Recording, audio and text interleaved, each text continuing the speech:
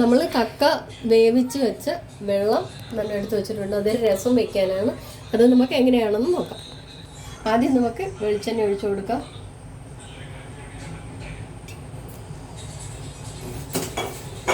അതിനുശേഷം കുറച്ച് കടുകിട്ട് കൊടുക്കാം. കടുകിട്ടതിന് ശേഷം ഒരു ശകല ഉലുവ ഇട്ട് കൊടുക്കാം. നമുക്ക് ആദ്യം കടുക് പൊട്ടിയതിന് ശേഷം നമുക്ക് കുറച്ച് ഇഞ്ചി ഇട്ട് കൊടുക്കാം. പിന്നെ നമുക്ക് ഇഞ്ചി ഇട്ട് അതിന് ശേഷം വെളുത്തുള്ളി ഇട്ട് കൊടുക്കാം. വെളുത്തുള്ളി ഇട്ടതിന് ശേഷം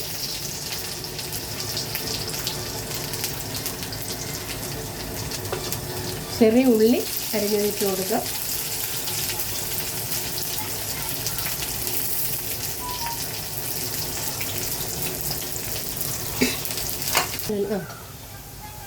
ഇനി നമുക്ക് ഈ കറിവേപ്പില ഇട്ട് കൊടുക്കാം.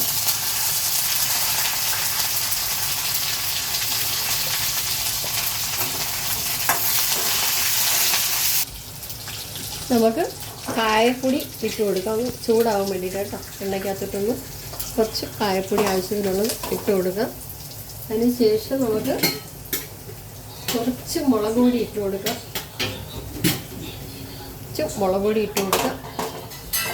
മുളക് ഇട്ട് എണ്ണയ്ക്കകത്തൊന്ന് വഴണ്ടതിന് ശേഷം നമ്മൾ അരിഞ്ഞു വെച്ചിരിക്കുന്ന ഒരു വലിയ തക്കാളി ഇട്ട് കൊടുക്കാം.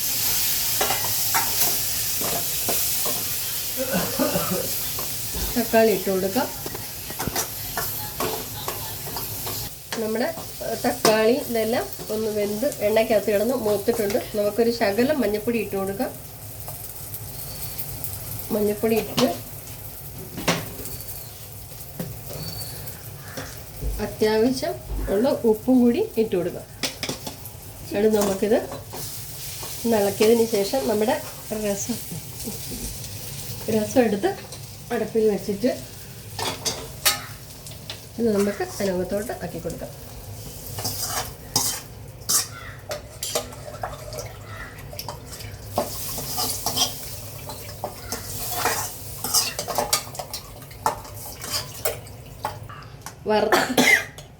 വറുത്ത് പൊടിച്ച് വെച്ചിരിക്കുന്ന കുറച്ച് കുരുമുളക് പൊടിയും കൂടെ ഇതിനകത്ത് ഇട്ട് കൊടുക്കാം. ലാസ്റ്റ് ഇട്ട് കൊടുത്തതിന് ശേഷം നമുക്ക് ഈ പുളിവെള്ളം ഒഴിച്ചു കൊടുക്കാം. ആവശ്യമുള്ള പുളിവെള്ളം ഒഴിച്ചു കൊടുക്കാം. എന്നിട്ടിത് ഒന്ന് തിളച്ച് ആവശ്യത്തിന് ഉപ്പും വെള്ളം ഇട്ട് നോക്കിയതിന് ശേഷം നമുക്ക് വാങ്ങി വയ്ക്കാം.